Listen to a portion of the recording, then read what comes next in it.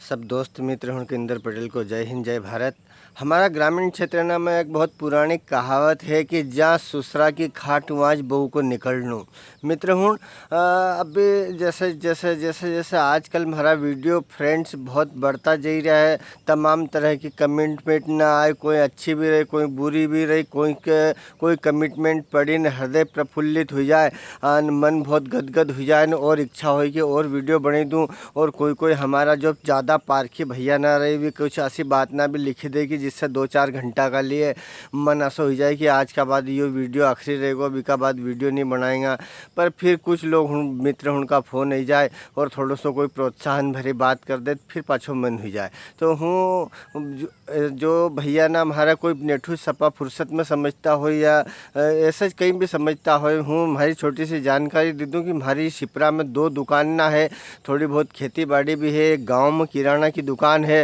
यानी समय को शेड्यूल बहुत व्यस्त है, लेकिन ये तो आप लोग उनको प्यार है जिसका कारण हूँ आप लोग उनसे जुड़े हैं और हमारे अच्छो लगे हमारी बात ना बताऊँ तो इका लिए चली रहे है मामलो। जब ज़्यादा देख लूँगा कि यार अब अतिज हुई यार। कल एक भैया ने बाहर लिखो कि यार यो तो सपा ढोर है अने गर्मी में भी यो टोपो पहरे या एक ही टी शर्ट पहरे। तो ना भैया के भी बहुत बहुत साधुवाद कि आप इतनी अच्छी सोच रखो और मारा में इतना अच्छो तुमने लिखो। हमारा बहुत मज़ा आया आपकी बात पढ़ी कि कम से कम ज़्यादा नहीं तो 1000 में तम एक तो अकलबंद निकला जी के हूँ ढोर लगी गयो।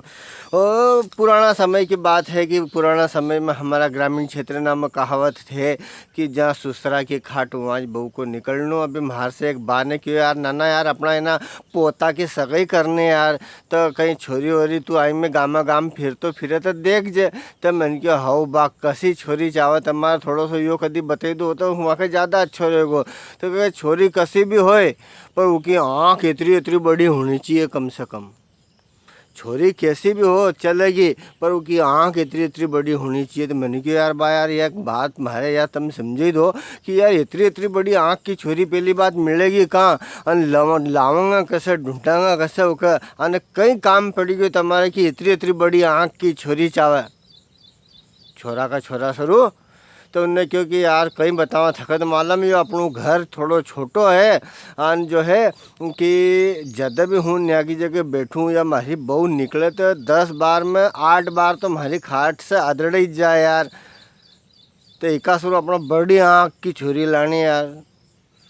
तो मैंने उन्हें बा के हाँ इस तरह से समझाया कि बा साहब बड़ी आँख की छोरी लाना से कहीं नहीं होगा, तुम्हारी थोड़ी तुम्हारी सोच बड़ी करनी पड़ेगी। समय का साथ है पहला हम भी लट्ठा का कपड़ा पहनता था, पट्टा का पजामा पहनता था, गारा का घर ना था हमारा, रेडियो पर खाली समाचार सुनने को मिलता था। आज मोबाइल फ़ोन आ गया, तुमने घर गच्ची वाला ने पक्का बनी लिया, हमने टेरी काट का लत्ता पहना, अच्छा से अच्छा खावा पिया। पर हमारी कुछ सोच ना पुराना ज़माना की है। आज भी तुम देख लो बहुत सारी जगह। अभी हूँ एक जगह गयो तो मूसा खेड़ी गयो तो वहाँ भी एक दादा को यूज क्यों थो कि यार बुढ़ापा में जाके बहुत आफत पड़े नहीं घूंघट प्रथा का कारण तुम्हारी बहू तुम्हारे छोटी आँख का कारण तुम्हारी खाट से नहीं अदड़ई जाए, वो उन्हें घूंघट प्रथा का कारण अदड़ई जाए तुम्हारी खाट से। बासाब तो थोड़ी सी सोच बड़ी करो, घर में थोड़ा असो वातावरण अब चेंज करने की आवश्यकता सब कुछ हुई है कि अब शर्म घूंघट में नहीं रहे। घूंघट आपने काढ़े है नुकमा से इतनी बड़ी आँख निकाली सबको देखा करो। आजकल झीनेदार भी साड़ीदार पूनम की नहीं चली रही तो घूंघट काट लो ना, आँख बड़ी बड़ी से सबको देखी रही है, जोर जोर से बोली रही है। वह आँख हया आँख में होनी चाहिए बासाब, घूंघट प्रथा में नहीं होनी चाहिए।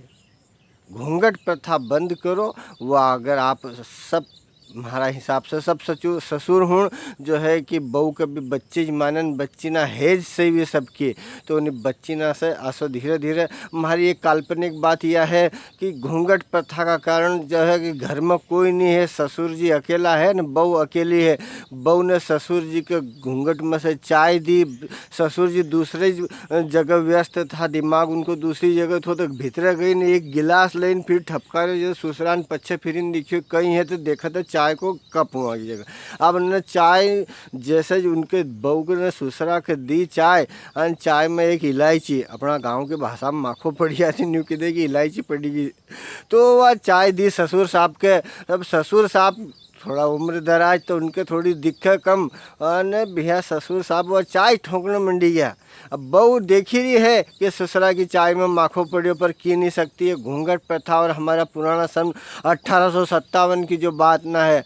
तो अब अपना कहीं है, अगर बहू बोलती तो की देती कि बाबूजी चाय ले लो, तो बाबूजी के चाय भी गर्म मिल जाती। और देख ही ले तो उन्हें कि बाबूजी की चाय में माखो पड़ी गई है, तो वह की देती कि बाबूजी पिताजी आपकी चाय में माखो गिरी हुई, रुको हूँ आपका लिए दूसरी बना दूँ।